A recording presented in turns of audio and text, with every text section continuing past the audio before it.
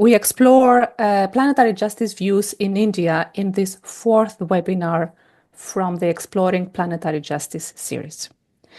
Intersecting social and environmental challenges are affecting and endangering the human and non-human realms on Earth. This has intensified demands for justice, with some scholars proposing the concept of planetary justice.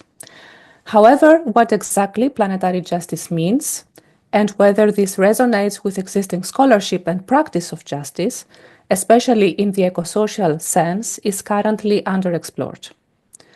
This joint initiative between the Earth System Governance Project and the Center for Environmental Justice of Colorado State University aims at establishing an international network of researchers who are interested in exploring the place of planetary justice within their thinking and practice on ecosocial justice. For this reason, we are conducting this series of webinars across different world regions under the title Exploring Planetary Justice. We invite our participants to address three main prompts, drawing on their own research and experiences, and at the end of the webinar series, we will compare and synthesize all of them. We are very happy to have today very esteemed colleagues who are going to provide their insights on planetary justice from their own experiences. I'm going to introduce our moderator, and she's going to introduce the participants. This is Preeti Sharma, who is Professor of Economics, co-convener of the JPN National Center of Excellence in the Humanities and group lead of the Sustainability Studies at the Indian Institute of Technology, Indore in India. We also have some housekeeping rules. So the webinar will last approximately for 90 minutes, where the first 60 minutes are devoted for a discussion among the panelists. And the last 30 minutes are dedicated to a Q&A session from and with the audience. So we invite you during the webinar to post your questions in the Q&A box. And then we will read them to the panelists and they will provide the answers for you. I will now give the floor to Preeti to take over and introduce our participants.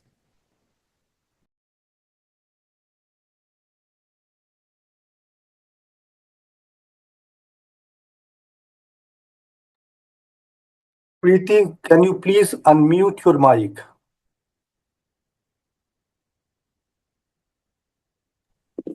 Thank you so much, Agni, for introducing the webinar series. And I am grateful to the co-conveners of this webinar series, which includes Agni, and we have Stefan Pedersen, and we have Dimitris with us.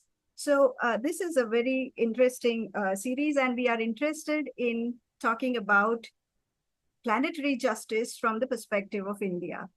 And with us now, we have the panelists. We have Manisha Anantharaman. And Manisha is assistant professor at Centre de Sociologie, the organization CNRS at Sciences Po, France. And her research is mainly related to cultural sociology and feminist political economy. So she is going to talk more from the perspective of environmental initiatives, ranging from the local governance to the global systems. Another panelist that we have with us is, Michelle Lobo. She is an Australian geographer and of Indian heritage. She is also the chair of the Institute of Australian Geographers Equity Reference Group. So the third panelist that we have with us is Shilpa Satish.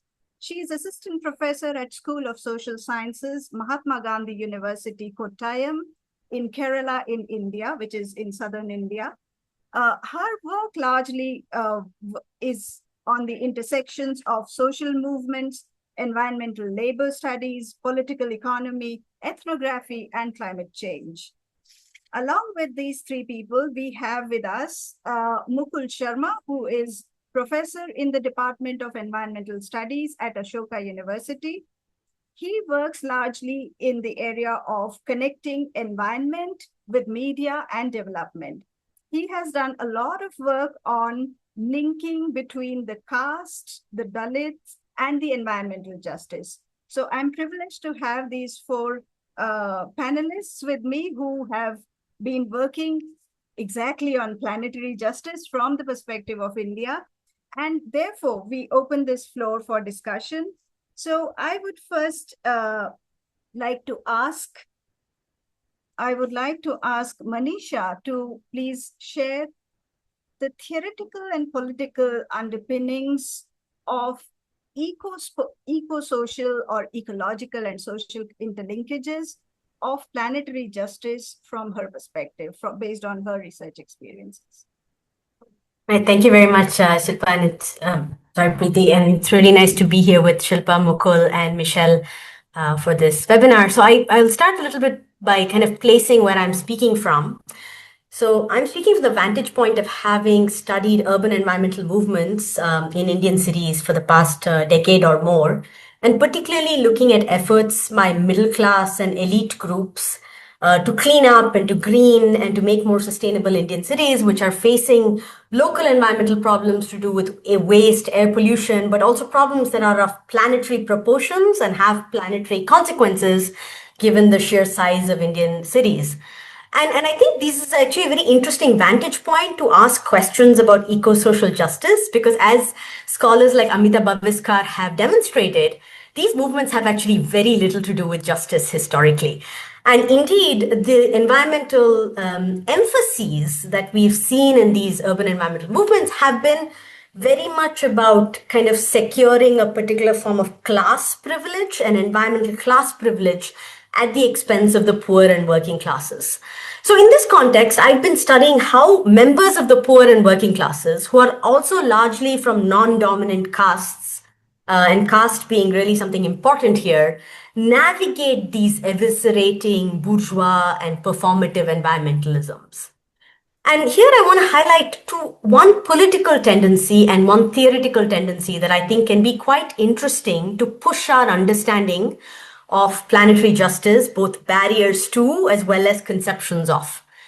A political tendency that I have been tracking for the past few years is the dynamic of coalition building between certain sections of India's poor and working classes, particularly those who perform vital environmental labor in cities, such as waste pickers, alongside movements led largely by women and people who are underemployed.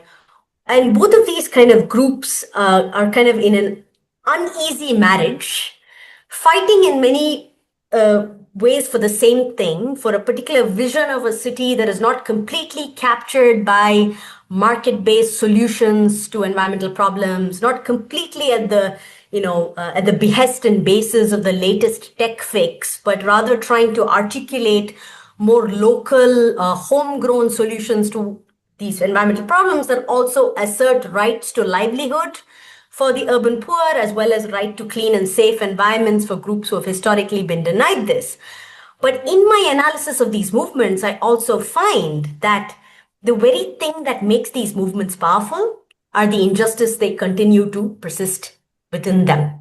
So in other words, the efficacy of these movements comes from the ways in which they use gender and caste-based divisions of labor and gender and caste-based tropes in order to advance the role of workers and women as important environmental agents. So I think a theoretical note that this gives me is the need for a more critical appraisal of community agency and local empowerment, which I know Dimitri, Agni, and Stefan have identified as one element, one social force potentially for planetary justice. But in the Indian case, where caste permeates all understanding of community, and especially when we think of caste also as a gendered object, this I think really helps us think a little bit about how the very kind of potential and dimension of community as a part of ecosocial justice projects needs to be interrogated more carefully and in more kind of situated and critical ways. So I'll say that and stop for now. Thank you. Thank you so much. Thank you so much, Manisha, for giving us an understanding from urban transitions. And the last point which you shared was about the role of caste as an important component to understand communities and how communities will connect to ecological and ecosocial justice. So let me take this discussion to Mukul now. And I would like to ask Mukul to please share what are your major theoretical and political understandings? What do you draw from the perspective of ecosocial justice in India? Thank you, Preeti, and thank you, other panelists. When we are talking about perspectives from India, a very simple thing that the country is so vast and diverse, and a wide variety of caste, religion, ethnic groups, languages, and the various kind of identities, traditions deepen this heterogeneity. And in that context, making the theory and practice of environmental justice quite challenging for us. And in this background, if you see, since the 1970s, uh, in our country, the different shades of Indian environmentalism have been explained from the lens of social justice.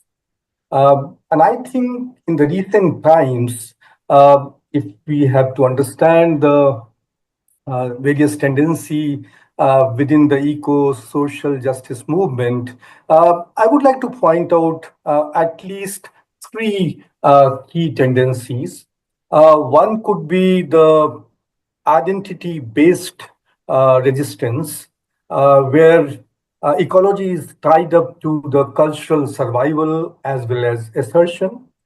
The second, I would say, the livelihood concerned or livelihood centered environmentalism, where eco-social justice means redefining or restructuring or questioning development with the prism of dignity.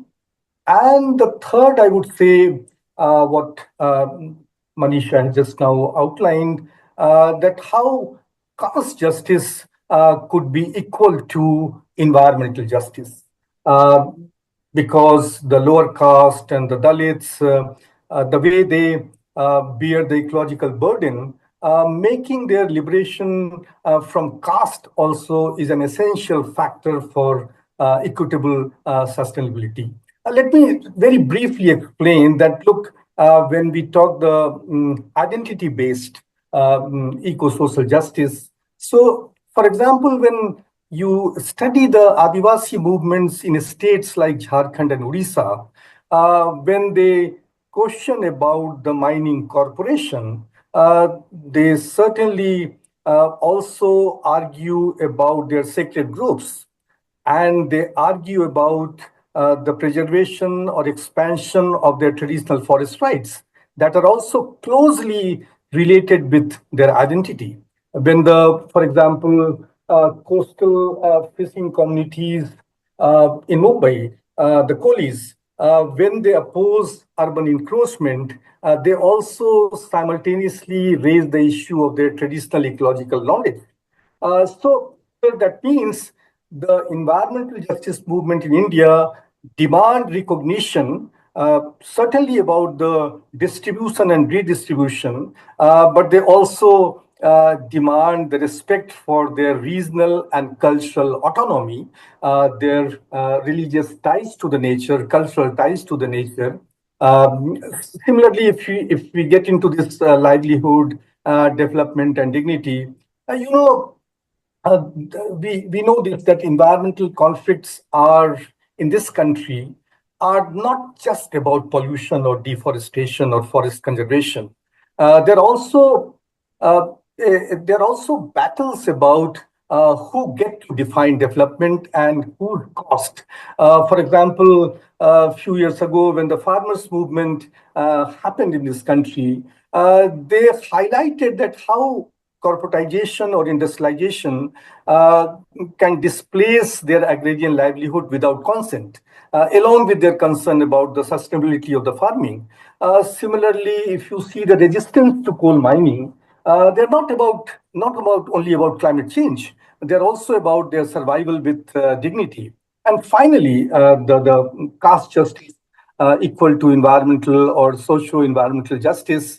For example, urban slum dwellers in my city, Delhi, question about air pollution, or manual scavengers exposed to serious death, question about their occupation, they also very much reveal that how environmental justice or injustice is also caste-based justice or injustice.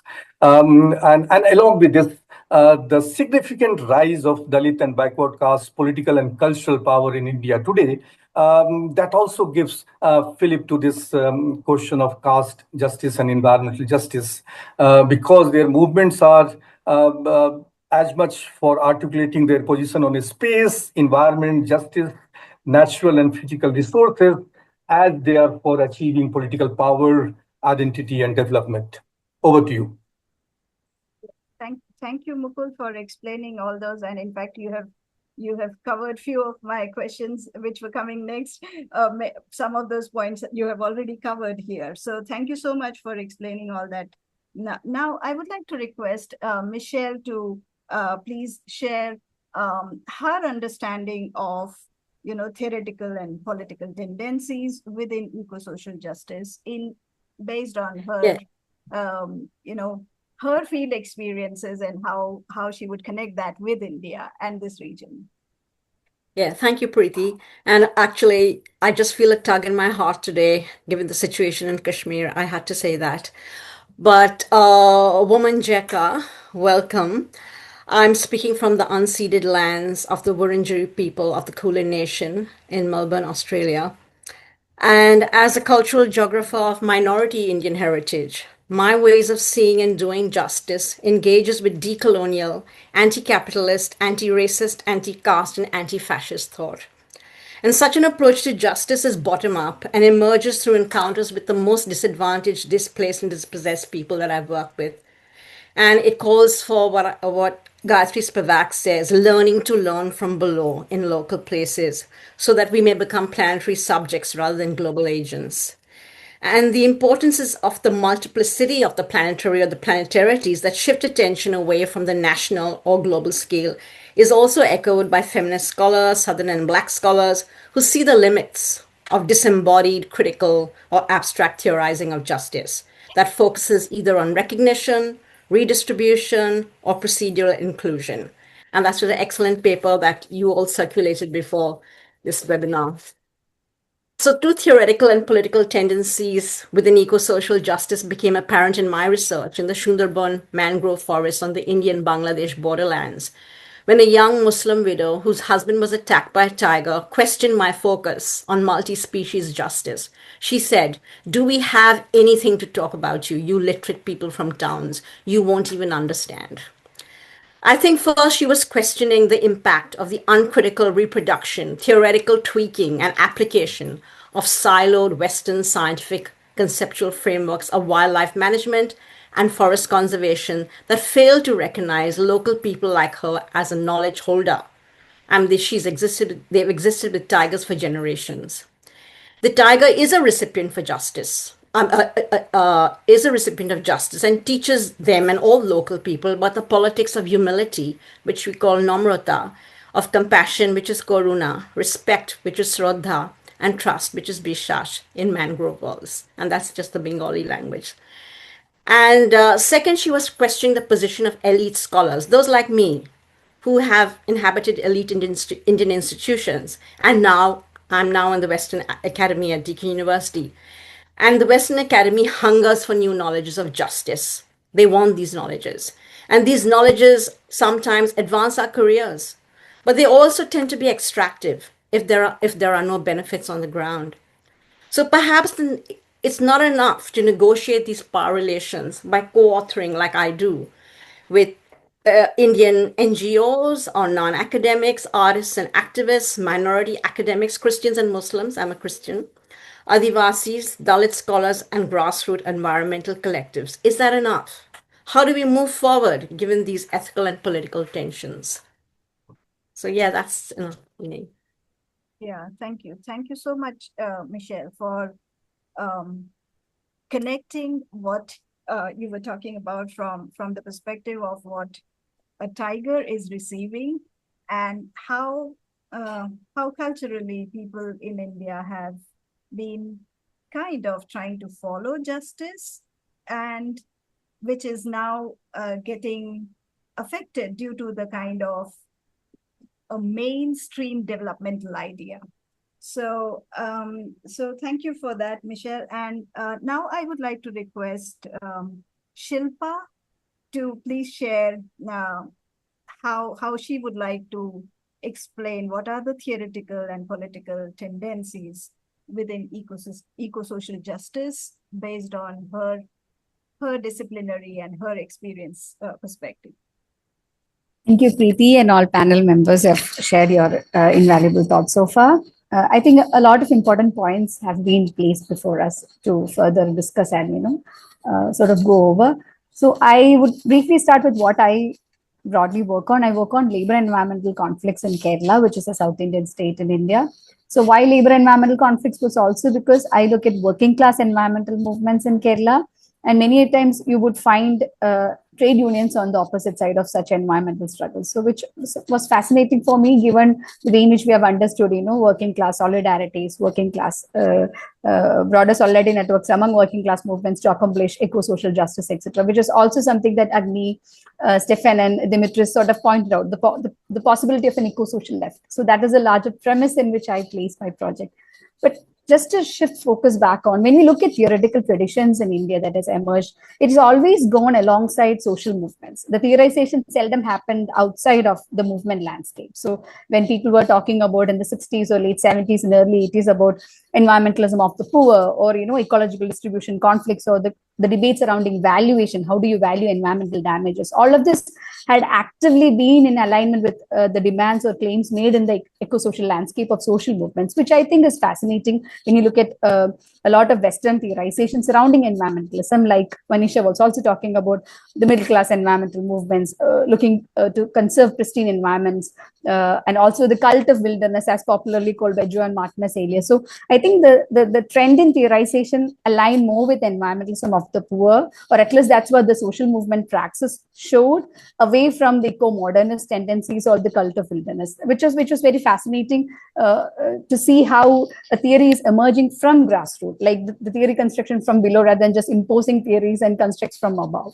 And the second one is also to look at how your imagination of justice also looks at intersectional inequalities experienced by people. Like speakers before me have already pointed out, India is a highly stratified society. In a society, not just in India, any country or any setting that you would go into, you would see it's a stratified society. There are hierarchies. So without addressing these hierarchies, how would we envision accomplishing just environmental or social justice? So in the context of India, you have patriarchy, you have caste system, you have a class system. So without dismantling or actively making a plan to address these different systems of oppression, it would be difficult to imagine accomplishing eco-social justice, in the level of practice. Of course, theoretically, we can conceive the possibilities of planetary justice, etc. But the practicality of that would take me back to social movements. I study again a working class environmental movement, which uses Marxian lexicons. So they say that it is no longer possible to consider environment as a separate system, ecosystem, right? You have to look at the intersectionality of social and environmental system.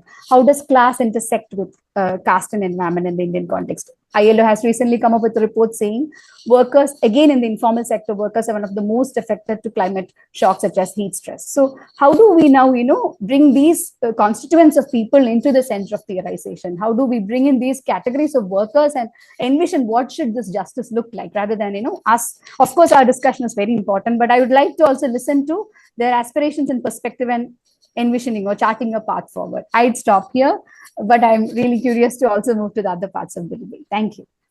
Yeah, thank you so much, Shilpa, for bringing two very important important ideas and points for Indian system. One is about hierarchies, and the hierarchies are also a variety of hierarchies, and we are all in those so many boxes. I mean, and the other thing is about the informal sector. The informal sector in India is so huge, that oftentimes the kind of injustices go across all the informal sectors, and none of that gets registered anywhere.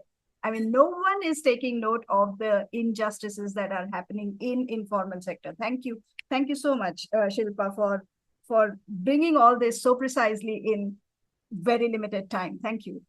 All right, so let me move on to my next question, that is about what are the forces which work against, and what are the forces which work for ecosocial justice in India? So this is the big question that we all need to think from our perspectives and maybe bring a consensus on that.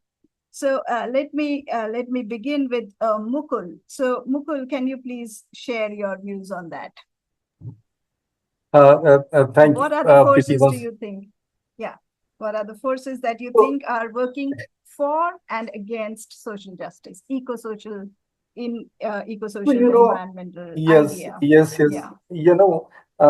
The forces that I would like to identify working against the eco-social justice in India. First and foremost, I would say that there's strong opposition from corporate industrial forces and the state policies. Their actions actually have deepened the environmental destruction, worsened the inequality, violently suppressed decent. I would say number one key adversary of economic justice. If you see the trajectory of multinationals and Indian corporations, particularly in mining, fossil fuel, agribusiness, infrastructure, they have been the biggest, I would say, driver of environmental injustices in India today. Then, along with this, I would also say that there are various, I would say, false climate solution. The big corporations trying to push green washing projects, like the mega solar parks on farmland, agricultural land, or carbon offset plantations that displace communities while maintaining the extractive capitalism. And here, the state is very much complicit in corporate environmental, I would say, violence. The present Indian state often facilitates this kind of a corporate violence and plunder. In the past 10 years and so, we have seen passage of several anti-environmental laws and amendment, be the Forest Rights Act.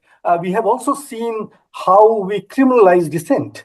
The environmental activists are jailed under sedition laws, while protesters face various kind of police repression. We have seen how commons get privatized. Policies like smart cities, industrial corridors by the government and the state, handing over the river, forest, commons, coasts to private players, depriving the marginalized group of their livelihood. And many times global forces are amplifying these injustices. Only yesterday we have a new liberal trade deal with UK. And we are having the free trade agreements between India, UK, we just concluded yesterday, India, Europe, India, US, and others. We are more and more deregulating the industries, increasing pollution and environmental hazards. And now, so I can go on and on, but now the forces which are fighting for eco-social justice, I would say, like many others, There are local grassroots movements like Adivasi struggles, Patalgadi movement, Hasdo movement, farmers protest that I mentioned in the previous section, the climate justice groups, and some of them are trying to demand the structural changes, systemic changes. I could also say the forces fighting for eco-social justice. There could be few pro-people legal battles. We have seen Niamgiri verdict. We have seen some other verdict, though they are very rare in the recent past. We have also seen some of the alternative models emerging in different part of the country. Kerala's participatory governance, forest cooperative, agroecology initiative, which also demonstrate some sustainable alternative. These are the, I think, forces I would like to pinpoint. Over to you, Preeti. Yeah. Thank you, Mukul. So I would now like to ask Manisha if she can connect with what Mukul was mentioning right now about the development and the way development has been kind of systemically, doing injustice. I mean, it is inbuilt in the mechanisms of development, and especially in case of urban expansions. So what is your take on that? Yeah, thank you so much. And to build exactly on what Mukul was saying and to your question, Preeti, what I'd like to focus on is what I will term and other scholars have termed caste capitalism. And I think in urban development in India, but also develop more broadly in India, works through these forces of caste capitalism. And I'll try to kind of explain what I mean by this and why I think caste capitalism or casteist capitalism is a major barrier or force against eco-social justice, not simply in India, but actually globally. So in India, I mean, all capitalism is casteist, just as in the US, Black Marxist scholars like Cedric Robinson have said all capitalism is racialized or racist. So capital through through the work of corporations in the state uses caste as a way to achieve its profits at the least cost. How does this work? So when we think about urban development, right? So cities generate all this garbage. Where is this garbage being dumped? It's taken and dumped on grazing lands. People are dispossessed from their land-based livelihoods. There isn't enough waged work in the city, so they're forced to perform work in the informal economy that is underpaid and overexploited. Then people who become waste pickers, who become street vendors, provide essential environmental services and social development services for the city, for its urban populations. But this type of work is systematically treated as disposable. It is criminalized. So on the one hand, capital depends on it because it means that now certain ecological functions, certain economic functions are getting done at a much lower cost than they would get done if they were properly compensated. But at the same time, because it is termed criminal or polluting or dangerous, it is denigrated. And this dual move of both locking people into these occupations while at the same time denigrating them is something that allows capitalism to keep profiting and to keep its wheels turning even when ecological problems continue to mount up. So I think these ways in which casteist capitalism essentially helps the system to keep working while it is producing exploitation and producing environmental harm is something that really prevents alternatives from being able to develop enough power to contest this very strong hegemonic mechanism or force which is almost operates kind of like a machine. So for me, the counter to this are, and as Mukul pointed out, movements that combine an anti-casteist ethic with pushing back against the forces of capitalism.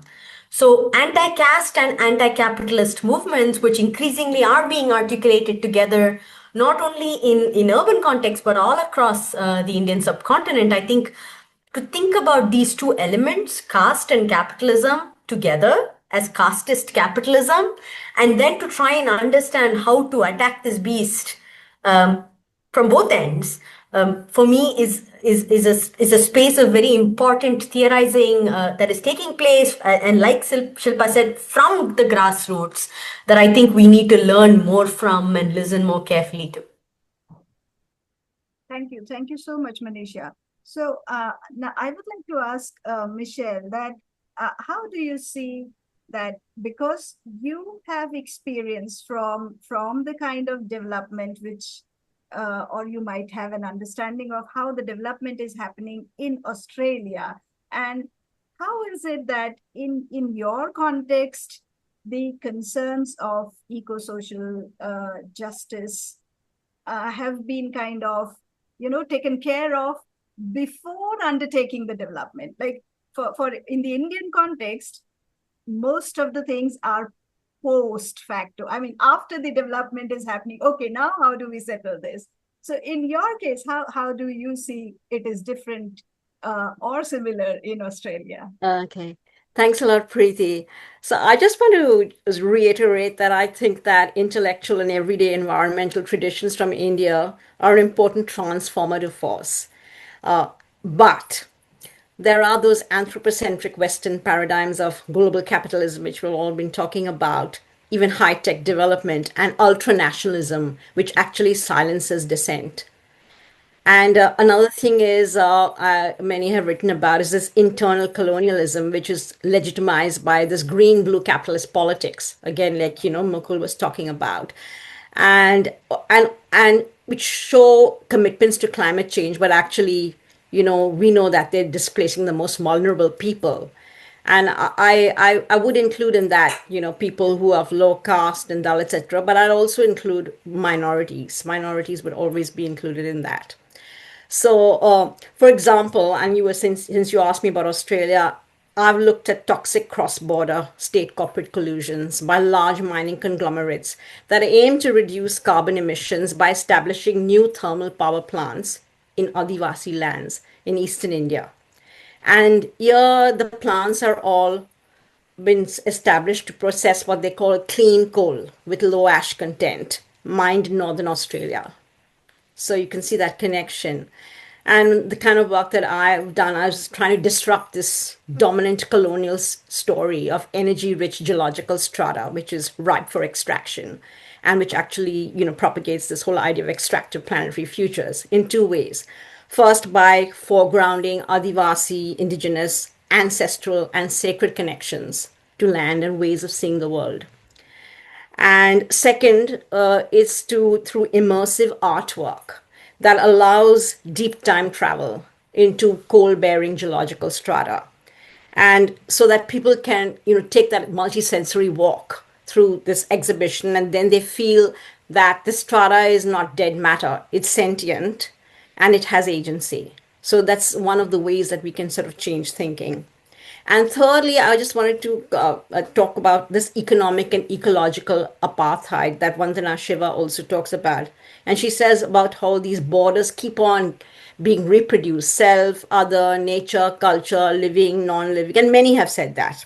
And she talks about transcending these borders through creativity and imagination that seeds hope and planetary freedom. So, we can talk about that. So, yeah, thanks. So I hope I made that connection given the question you asked. Yeah, thank you. Thank you so much. Thank you, Michelle. So, Shilpa, I would like to come back to you. How do you see that? How would you want to connect that? What are the forces which are working for and which are working against ecosocial justice from your perspective?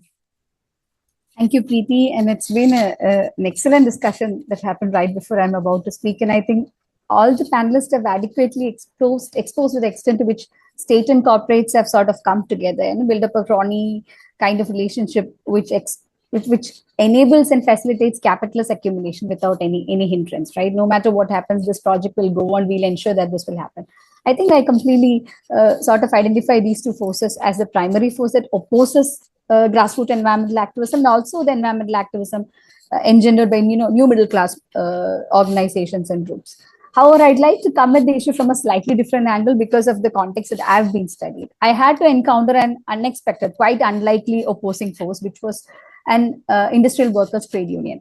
So I was studying labor environmental conflicts in Kerala. There was a working class environmental movement that's trying to fight pollution from local industries and also trying to protect the livelihood of inland fish workers and farm workers who do not constitute the traditional definitions of working class, but were highly precarious in the labor that they were undertaking. So here I'd like to reflect on the point that Agni, Stefan, and Dimitri was also trying to piece out towards the end of the project about an eco-social left, right? The possibilities of an eco-social left in terms of coming and expanding or, sort of pushing forward for the idea of environmental justice. So here my question would be, what happens when left appears on the opposition? Because Kerala has a renowned history of working class struggles in India. And when I say environmental movements in India are often facing strong backlash from the state, it often will not be taken, and I often get a lot of heat for that. But unfortunately, that is the ground reality, because there has been a shift in class politics in Kerala, especially during the 1980s, and more recently, where the state has been trying to invite more investment. Of course, it has to fit into this neoliberal accumulationist project, otherwise it cannot survive. But now that you have shifted your politics towards compromise, what happens to your collaboration with grassroots movements? So when you want to invite more capital, when you want to accumulate more profit, and then you start categorizing environmental pollution as a latent consequence of development. So then for me, in my case, at least in the context of that I've been studying, trade unions emerged as an unlikely opponent, so which does not fit the way in which we have been understanding, and the cronyist tendencies where there is a hegemonic coalition between the state, institutionalized trade unions, political parties, and corporates, so to ensure that the project goes on, the developmentalist economic growth building project goes on, and at the cost of discrediting and sort of demoralizing and completely derailing local environmental movements. So I'm happy to debate, but this is sadly what is the current reality that we are studying here in Kerala. Yeah, and I can completely understand that specific situation in Kerala, because there the people and the industrialists and the state are expected to work, think differently than rest of the country, where most of the people and the government and the system is actually looking forward to having the kind of development that is happening, of course ignoring many other things, including justice, including ecosocial justice. So I think with all the discussion that we are having today, I'm able to gather that irrespective of course, for Kerala it is little different, but for most of us, what we are seeing is the kind of development which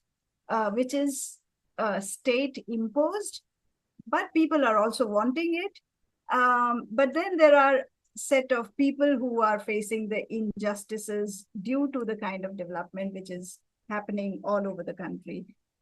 So this kind of brings us to concluding our session in the sense that I would like to, I have already got your answers from the perspective of the theoretical underpinnings, the political practical implications, and also what are the forces which work for, which work against, and how all of this is functioning in the Indian context. I get all of that from what all of you have shared. So what I would like to now do is that should we now open the floor open for questions to the audience? No, there is one last question, which is on the concept of planetary justice, which is a relatively new concept. Not a lot of people are using it. Some find it very controversial, some find it inspiring and helpful. So as a last question and in closing, this series of answers, is this question. So has this concept of planetary justice found its way in your own research? And what do you think about it? Is it helpful or not? And okay. Preeti, I give you the floor to how you want the participants to answer this question. Yeah, sure. So I think we can start from Michelle. Maybe you can share that. How do you see concept of planetary justice? How Yeah. would you want to? Yeah, please go Yeah. ahead. So in late January 2020, along with others, I formed an international Earth Unbound collective, which was mobilized by my participation in youth climate justice activism on the streets of Melbourne. And it focused on the planetary scale of anthropogenic global warming and catastrophic natural disasters. Over monthly forums with multidisciplinary scholars, artists, and activists, planetary justice emerged as a very provocative and capacious concept that could illuminate the differentiated experience of injustice and opportunities for strengthening solidarity across national borders. In the face of climate change, biodiversity loss, and extinction, participants and contributors to our co edited book, Planetary Justice, highlighted place based stories, youth indigenous led activism, poetry, video artwork, sand art that focused on action, resistance, and solidarity. And they listened to marginalized voices that spoke with the planet across gender, generation, race, religion, and ethnicity. And we were inspired by the multiplicity of planetary thought, or as I said, planetarities, that everybody's talking about these days, that creates a space for what others have called transdisciplinary and transnational movements beyond the Western academy and institutional context. But as Dipesh Chakraborty has argued, that such a focus on shared responsibility for the planetary is difficult because, particularly when international institutions that focus on nation states and global scales. So then we see that these debates on differentiated responsibility and ecological reparations for the unequal burdens of climate change borne by people and places is really difficult. Redistributive and procedural paradigms of justice that focus on nation states, they struggle to produce this shared responsibility. But I suppose I would say like a decolonial praxis, one that is not co-opted or hijacked, can also, and that's, Alpa Shah talks about that, can produce that planetary wisdom if the knowledge is bottom up and is produced from the margins. So that's my view on the planetary. Thank you, Michelle. So what would you like to talk about planetary justice? Mukul, I would like to ask you to please respond to that. How do you see planetary justice as a concept? Look, actually, for me, this concept of planetary justice could be an extension of different versions of environmental justice that could consider, with its expanded meaning, the global ecological boundaries, the intergenerational equity, multi-species equity, and transnational responsibility.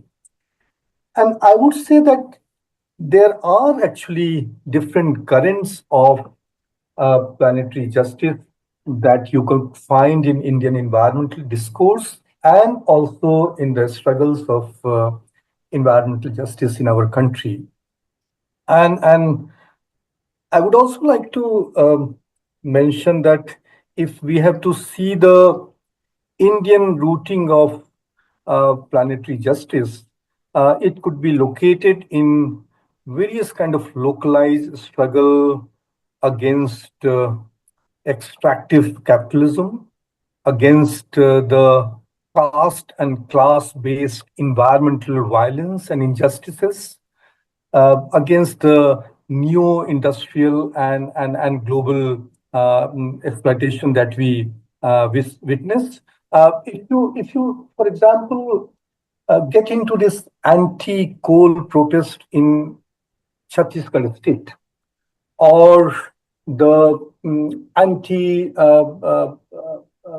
power project, renewable power project resistance in some part of northeastern India, They frame the issue of displacement and pollution not only as a local issue, of course, it's a local issue, but also in relationship with global capitalism and the various kind of climate injustices that are prevailed.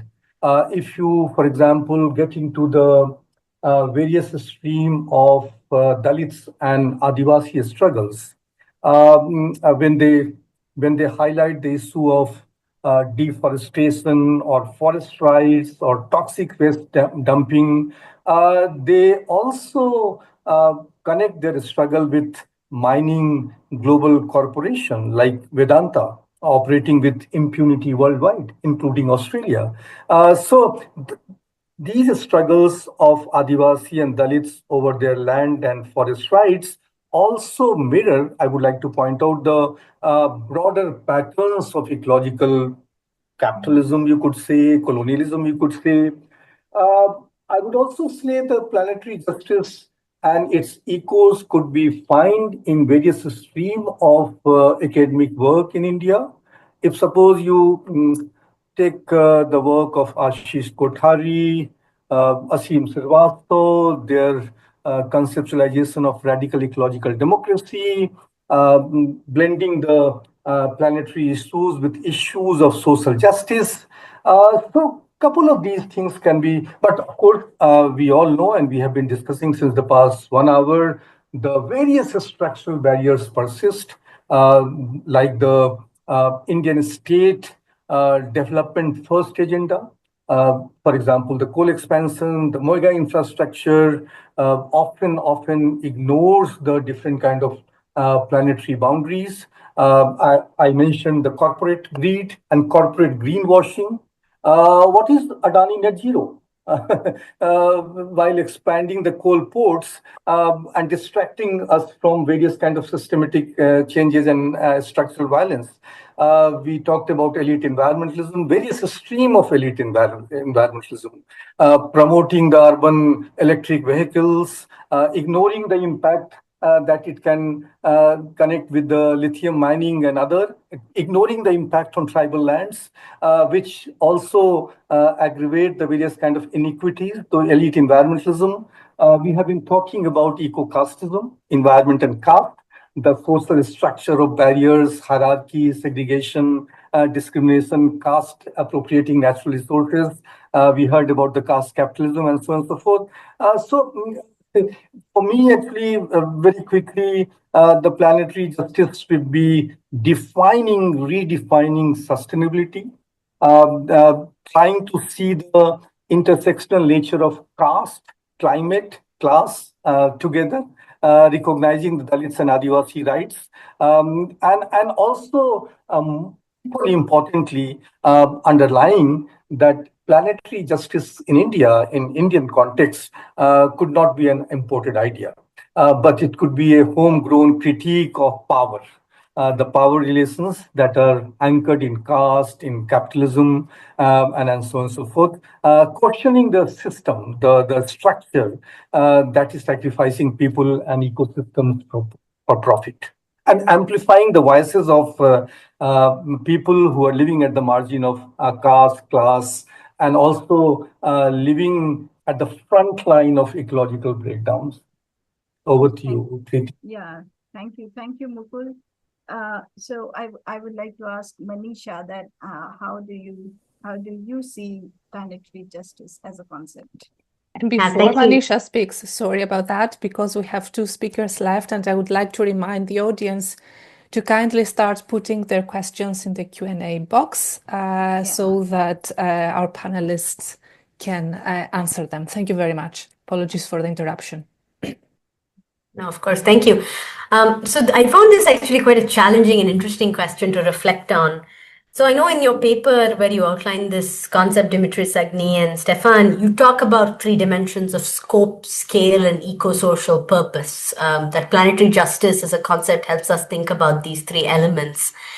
And I think connecting all of these 3 for me was the very kind of abstract notion of a planetary VWE.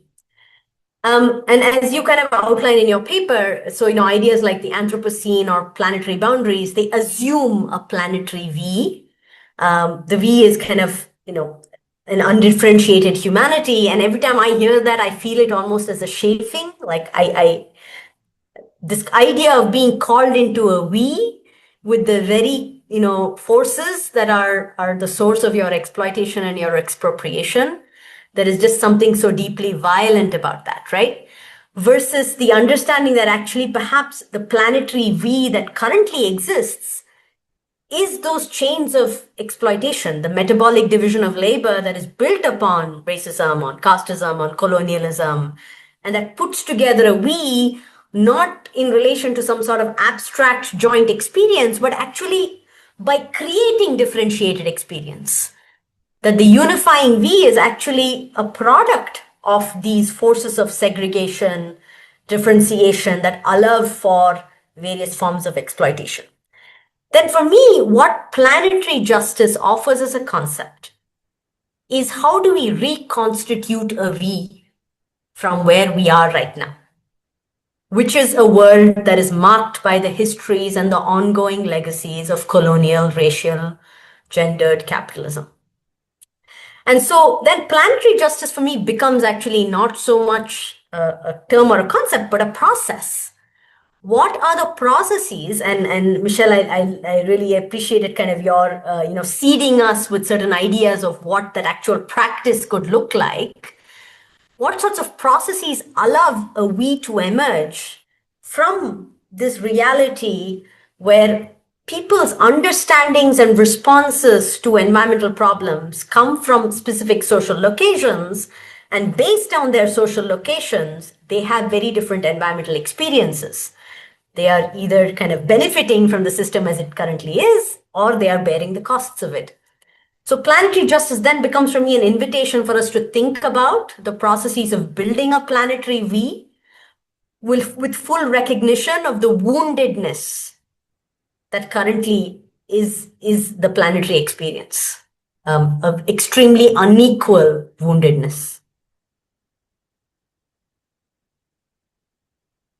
So thank you, Manisha. Before we move on to Shilpa for her understanding of planetary justice, I would like to remind the participants that if you have any questions, please post those questions in the Q&A box so that we can take straight, we can go to the questions and answers, and we would then have enough time to speak about your questions.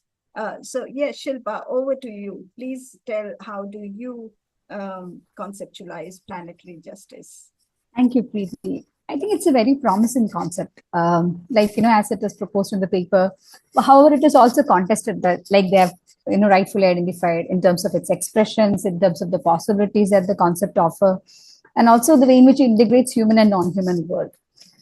Like speakers before me have also pointed out, given the social complexity of a country like India, of a setting like India, a discussion of environmental justice and social justice must also reflect the social and economic situatedness of individuals. We are placed in the structure in a particular way and form. So the deeply enmeshed existence that we have within the existing structure must be addressed, and it calls for an intersectional approach, as rightfully pointed out, in terms of defining justice. What does justice mean? So that, without talking about patriarchy, without talking about caste system. So you must have to address all of these systems separately to define your idea of justice, even before beginning with the idea for planetary justice. So how does one envision that, which I don't have an answer for, but I'm just thinking out loud. Though it's important to consider the current ecological crisis at a planetary level, it also becomes important to break it down at multiple scales. So the multiscalarity that the authors, they were pointing out that, which scale, maybe you have to consider many different scales simultaneously so that we can operationalize the concept, translate it into praxis of some form.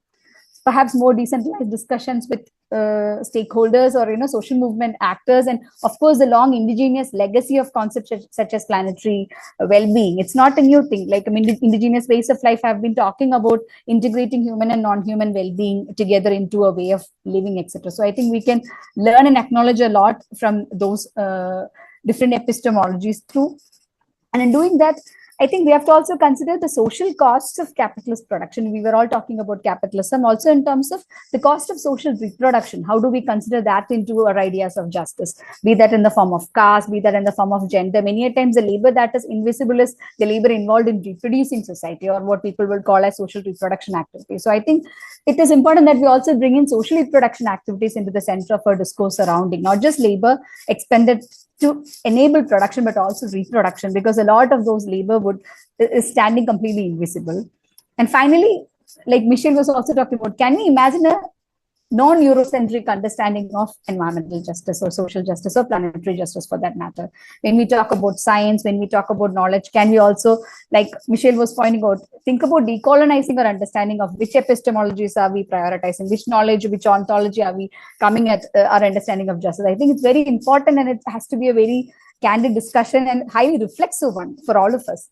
And a lot more people have to be part and parcel of such a discourse to make it meaningful, and to also come up with something that we can translate into action of planetary justice. However, I just would like to also share my apprehension about the idea of a new ecological class or planetary cosmopolitanism as it was laid out in the article. I'm slightly worried if it would again take us back to the old model of Western environmentalism, where the new middle class always led with what environmental justice would look like, what environmental action would look like, and what does emancipation through environmental action look like. So I'm slightly apprehensive of assigning the responsibility to one particular class that now you lead which they don't subscribe to, they critique it rightfully, and I think I share that critique. So I would like to just wrap up that it has to be reflexive of the power relations, mindful of historical oppressions and processes, and attentive to contextual nuances in imagining a future. We cannot have one planetary justice for all, is what I believe. It has to be highly contextual, but I don't know how or where that discourse would be given. Thank you.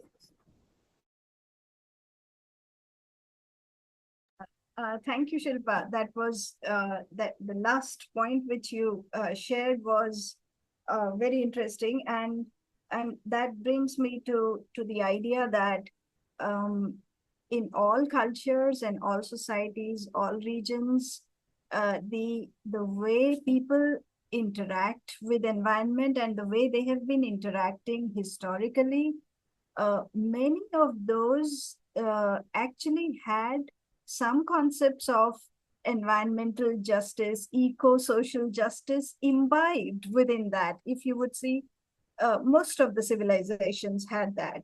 But the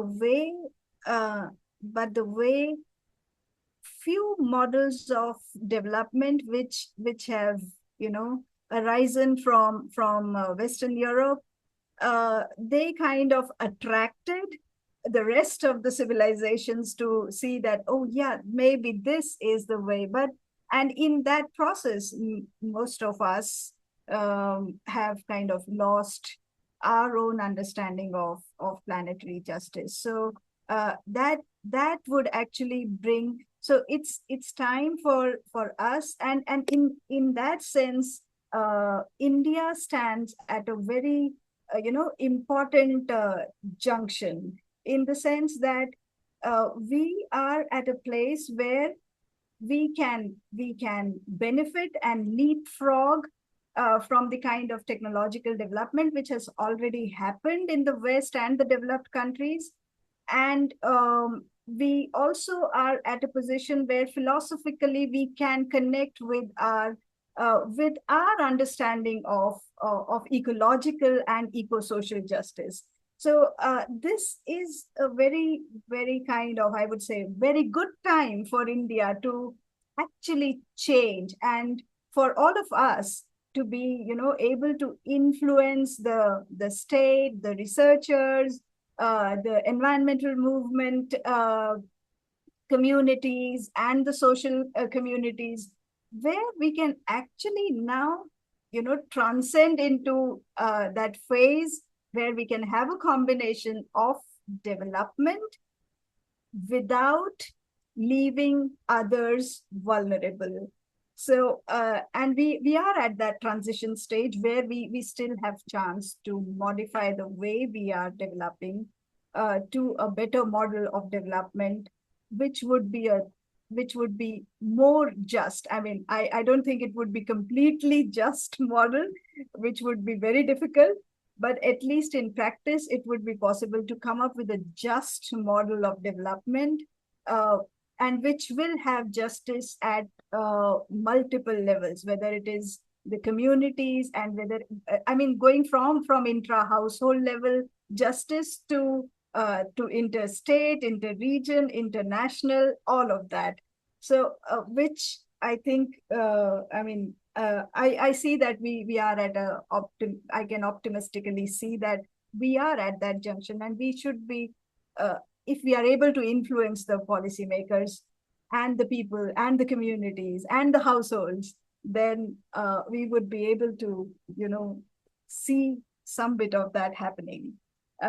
Okay, so as I don't see any open questions. I can perhaps have the honor to yes, to kick sure. off the question. Please feel free, the audience, to put also their questions. But first of all, thank you all for a very insightful conversation, and we learned a lot, and we always learn a lot from hearing from different regions, and especially when we ask this question about what does planetary justice mean for you, and I think it was very interesting responses that we received. And one thing that we definitely share was this comment that Manisha made, that we don't, three of us at least, don't see planetary justice as this undifferentiated we. Actually, it's exactly the opposite, that we see planetary justice as enabling or a concept that can try and enable these differentiated approaches. And that's why in the paper that we recently published in the Environmental Politics, which is called Planetary Justice, a Systematic Analysis of an Emerging Discourse, we create analytical scheme and questions that do not take any position about who is the we, but is actually asking how do different political actors see who is the we. And this is, I think, what all of you also suggested. It's very interesting to listen more to what's happening on the ground. But having said that, I have a question, because it was very interesting when Shilpa mentioned that there was an unexpected opponent, the trade unions. And I wanted to ask if there are any unexpected coalitions that you see developing that can provide this counter-hegemony on what we currently see happening in the world, or mainstream views on justice. So are there unexpected actors coming together that can provide a force that can, can lead to a transformation? Thank you. May I respond? Okay, thank you so much for that question, Agni. I think it's a very important question. And I think one thing that left me with some hope after the project was what you just mentioned. But I had not imagined it in the terms that you were saying, an unexpected coalition. But a group of informal sector workers, like I was beginning the discussion with, informal sector in India is also often referred to because it's largely unorganized, and it's very difficult to mobilize workers among this because of this scattered nature.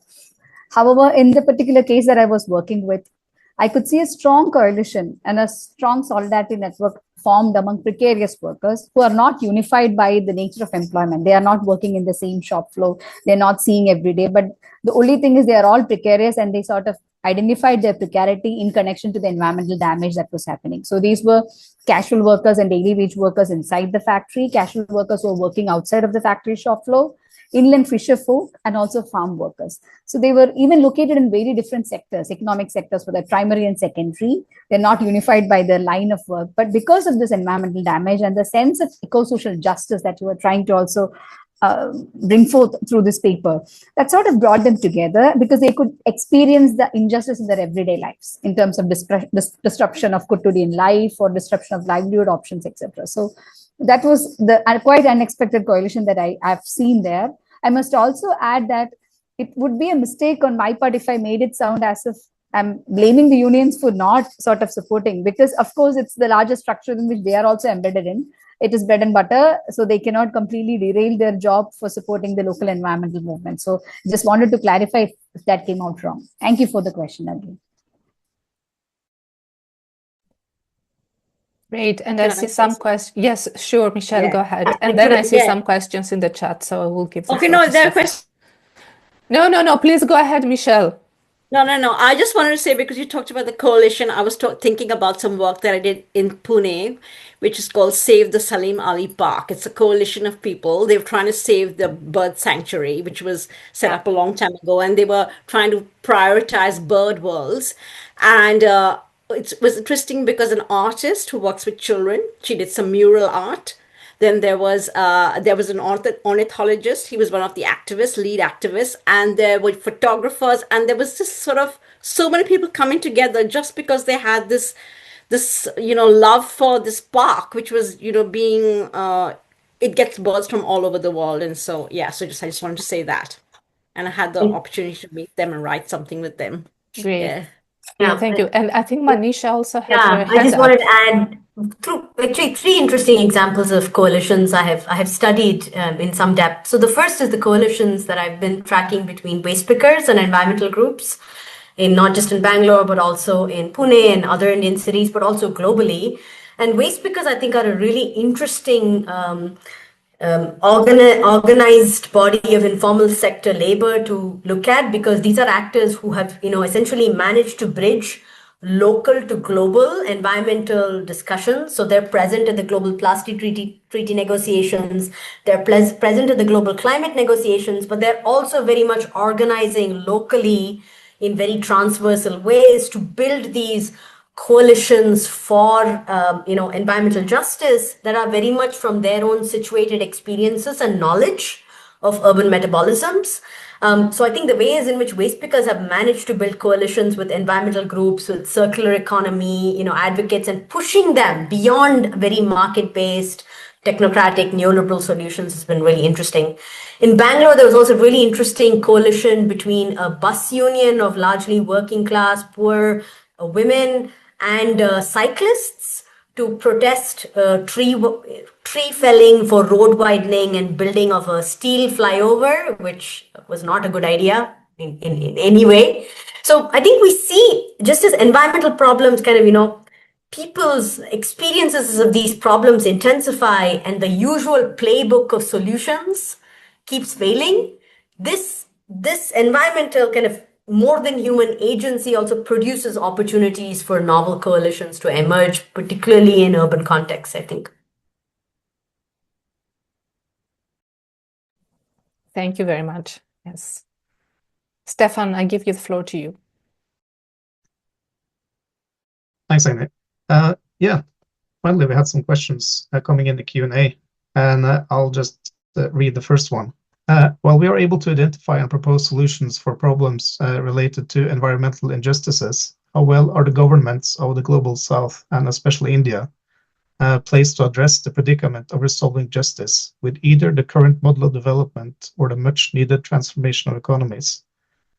So yeah, the question is, how well is India placed to resolve justice questions with the current model of development, or do we need a much needed transformation of economies instead? Any takers on that one?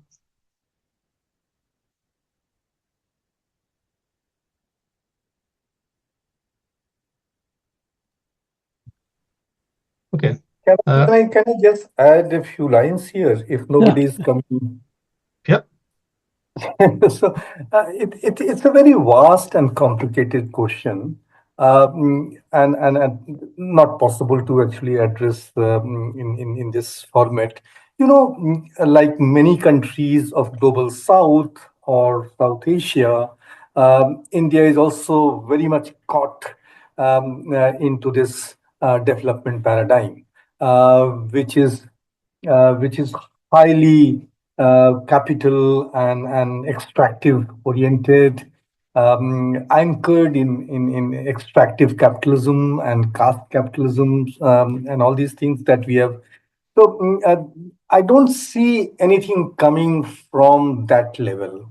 And also, in the current juncture of Indian polity and political economy, this corporate development is also very closely aligned with hyper nationalism and Hindu nationalism, which also justifies, in many ways, the corporate extractivism and have aligned quite closely. So at that level, I don't see.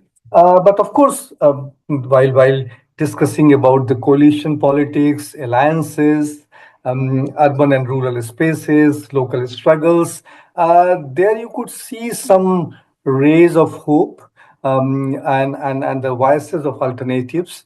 I would only say the patches of hopes, the rays of hopes. I don't see any that kind of a bright light or bright future coming to the fore into the coming years at the level of state and policies and its take on eco-social justice. At the same time, without voicing the despair, if you were to see the trajectory of environmental movement in the past, it's 1 decade, it's on the back foot. Whether in the voices and vision of Silpa, giving the example of Kerala trade unions and the left withdrawal of certain kind of progressive leftist politics, or people like us are working on the issue of caste, Dalit ecologies, seeing the Dalit political trajectories, also very much um, uh, getting into this trajectory of development, power, representation. There are positive elements there, but from the perspective of eco-social justice, you will find very hard to choose many things from there to look forward in future. But still, we can build on local struggles, the alliances, the discussion and exploration about planetary justice or various editions of environmental justice, and so on and so forth. Yeah. Over to you, Stephen. I'm sorry if I was not very. Well, thanks. I thought that was an interesting reflection on those questions. I'm just going to jump straight to the next question because we are nearing the end of the webinar. So the second question is, what are some positive examples of environmental justice work that the panel members have seen coming from India, especially that is community-led? Do you have any positive examples of environmental justice work, community-led, preferably?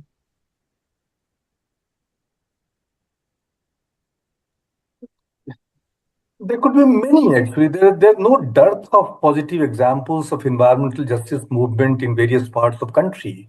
The Patalgadi movement in Jharkhand, the anti-coal protest in Chhattisgarh, the various protests that are ongoing now, the extractive renewable energy against the extractive renewable energy projects in northeastern state. If we go slightly in the history, the trajectory of Narmada Bachao Andolan, there are no dearth actually. We can list hundreds of those kind of positive examples.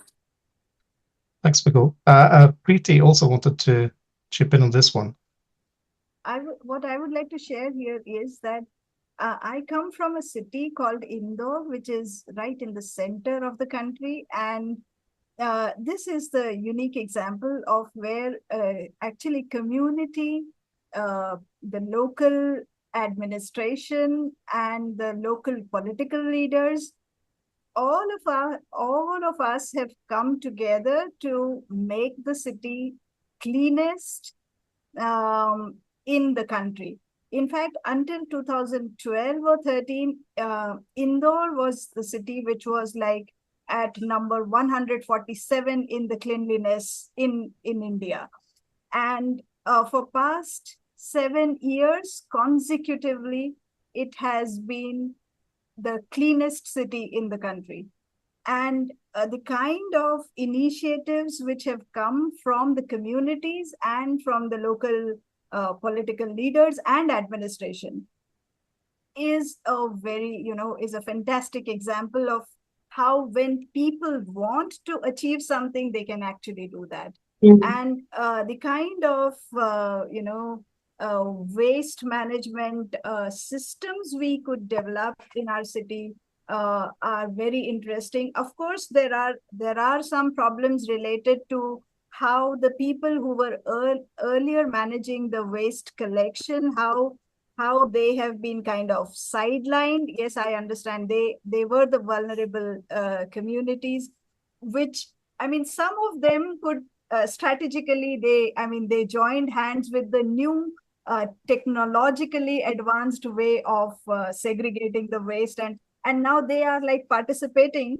but still there are problems in the sense that some of those lines of waste management got distorted, and some of the people who were working as waste pickers and the people who were actually earning their livelihood through that, they got little sidelined. But then some of them could also strategically join the business model of collection and sorting of waste, and then transporting that waste to the cities and places where it can then be recycled and utilized for other industrial purposes. So Okay. this Thanks. is a Thanks, unique Preeti. example. Yeah. It's a great example. I think Manisha wants to say something here too.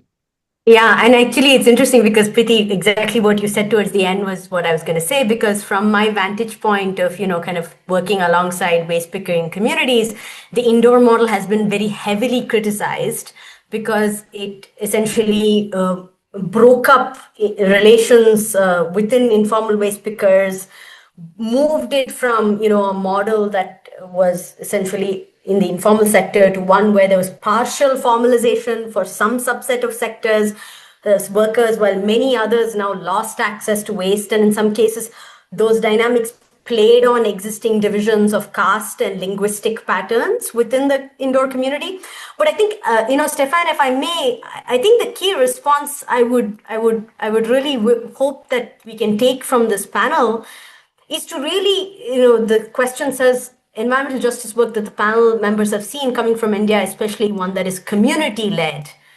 But to kind of understand that communities in these contexts are very complex entities, right? They have their internal power relationships. So the waste picking community in Indore is diverse. It has its internal power relationships. And when this reform came in, it served to, in some ways, deepen or worsen some of those power inequities in a way that benefited some and harmed others. So I think this is the big challenge for us in terms of thinking about, these struggles not as necessarily as, monolithic, always having positive or negative impacts, but to look at their complexities while at the same time articulating an agenda that does keep issues of justice, for the broadest number of people in mind. So to really problematize community. Okay, thanks. I think we have to give the word back to Preeti now because we are nearing at the end of the webinar. Yeah, but before that, I think I would like to also ask Dimitris to say the last words, some last words, and then Preeti, and then I will close it formally. Well, all I have to say is this has been very informative. When we started this exercise, this webinars, we didn't know what to expect. It has really been a learning experience because people use concepts and ideas and approaches in very dramatically different ways as we move from South to Central America to Europe and now in India. We hope to see in the future. But also I got to reconnect with a number of you or meet you for the first time. So I really appreciate your time and effort, particularly under these fairly difficult circumstances. So thank you so much. Absolutely. And Preeti. Thank you so much. I would like to thank all the panel members to have bring in all the important ideas which are bringing us to the theory and practice of ecosocial justice, which is happening or not happening in India. And what I would like to, kind of conclude from this is that the role and the intersections and the interactions between the state and the state-led development and the corporates or the industries and industry-led development and the communities and the expectations of communities for development. All these three developments are actually kind of, making each other more vulnerable and is not being seen. So everybody is seeing justice from their perspective and kind of ignoring the other two sides. And that is bringing us to a very complex situation in India. And we would try to solve it and come up with, as Manisha was saying, that, justice for us is more or less like, if there are most of the people are getting justice, then we would kind of consider it as, okay, let's take that forward. So I would like to conclude with that for this webinar. Wonderful, and thank you very much also from my side and from Stefan, and Dimitris also expressed it, for very insightful comments, very inspiring conversation. Thank you also, Preeti, for moderating this webinar, and to Hang for hosting the webinar, as well as our audience for being here and posting your questions. You will receive a recording of this webinar, right? Everyone who has registered for this webinar will receive a recording of it. And you can also see that on the web, on the ESG TV channel as a YouTube. We will continue our journey. So we will try to have our next webinar on Southeast Asia.